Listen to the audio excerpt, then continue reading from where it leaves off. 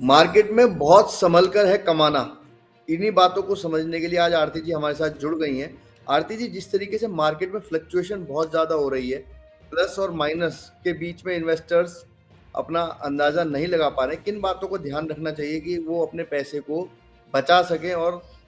अपने पैसे को बढ़ा सकें? नमस्कार दोस्तों।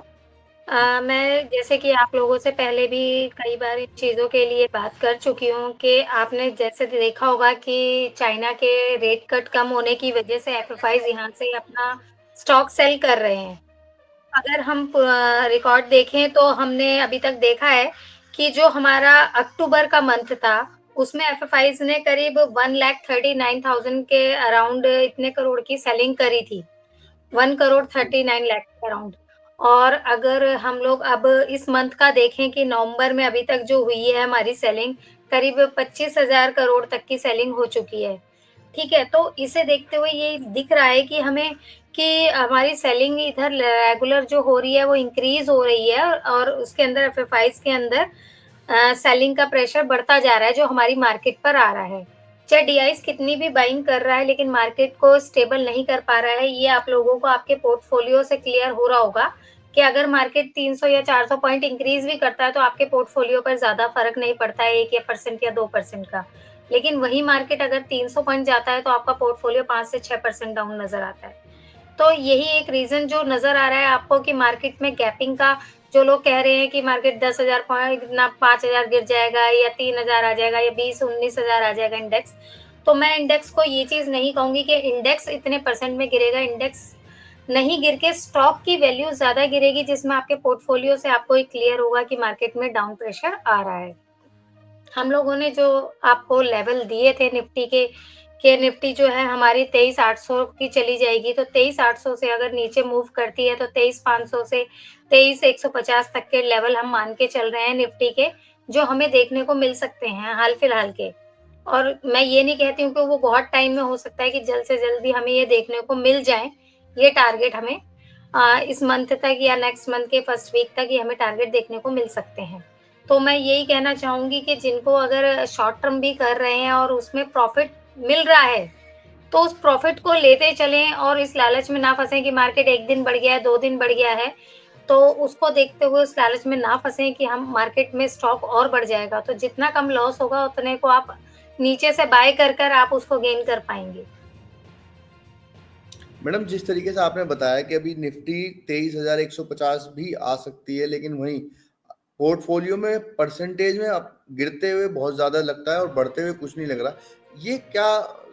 क्यों हो रहा है? किस वजह से आप मानते हैं कि, और ये कब तक सही होने की उम्मीद है?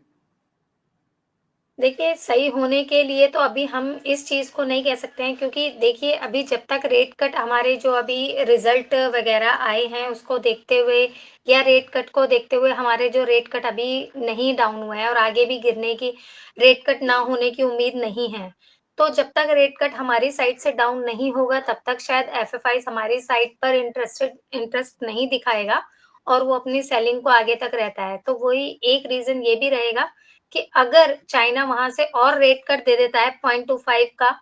तो ये आपका सेलिंग प्रेशर आपका और बनेगा, जो कि आपको मार्केट में एक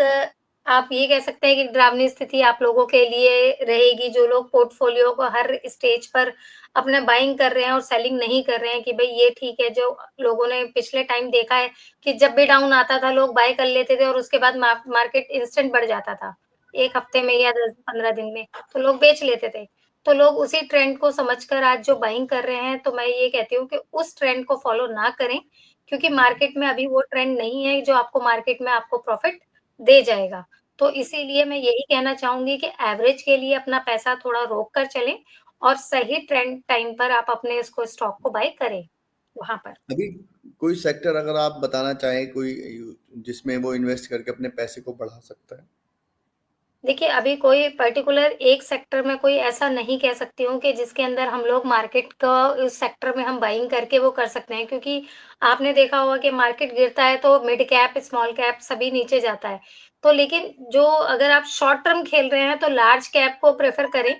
क्योंकि लार्ज कैप जो है आपका मार्केट में डाउन ट्रेंड जितनी जल्दी दे रहा है, उतनी जल्दी अगर मार्केट रिकवर कर रहा है शॉर्ट टर्म में, डे टाइम में तो उतनी ही तेज़ी से रिकवर भी वही कर रहा है मार्केट को ऊपर लाने के लिए। चाहे आपके मिड कैप ना बढ़ रहे हों, लेकिन लार्ज कैप की वजह से इंडेक्स ज़रूर इंक्रीज़ हो जा रहा है।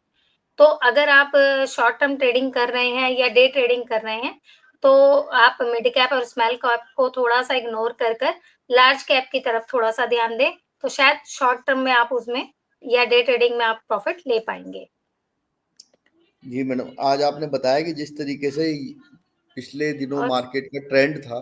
कि एवरेज करके अपने पैसे को बढ़ा रहे थे, लेकिन ये ट्रेंड नहीं है आज आज के समय कि आप अपने पैसे को एवरेज करके आगे बढ़ा सके। तो बहुत समझदारी से अभी ही। जो जी। हाँ, जो अभी ले रहे हैं तो ज़्यादातर कोशिश करें कि आईटी सेक्टर में थोड़ा-सा आप बनाएँ, क्योंकि जैसे कि आप लोगों ने देखा है कि ट्रम्प यहाँ से जीते हैं, तो ट्रम्प का ये रहा है कि वो आईटी कंपनियों के साथ थोड़ा-सा उन्होंने दिखाया है, लेकिन अगर आईटी कंपनियों में जो वीज़ा का इश्यू रहा है कि अगर वीज़ा इनको फ़ौर नहीं मिलता है, वो उसपे वो बैन लगाते हैं या कुछ होता है, तो उसमें उन्होंने कंडीशन लगाई थी कि वो अपने ही स्थानीय यानी जो वहाँ के रहने वाले हैं, उनको ही जॉब प्रेफ़र करेंगे। तो अगर ये कंडीशन आती है, तो उसे देखते हुए हमारी साइड पर जो है इन चीज़ों की ज़्यादा अपॉर्च्युनिटी बढ़ेगी, तो हम आईटी सेक्टर को थोड़ा-सा अपना देख सकते हैं कि आईटी सेक्टर को बाय करें। जी, आपने बताया कि जिस तरीके से आईटी सेक्टर को आप देखकर अच्छे से उसको एनालिसिस करके उसमें बाय बना सकते हैं, जिससे कि आप अपने पैसे को बढ़ा सकें। आज आप हमारे साथ जुड़े, आपका बहुत-बहुत धन्यवाद। धन्यवाद।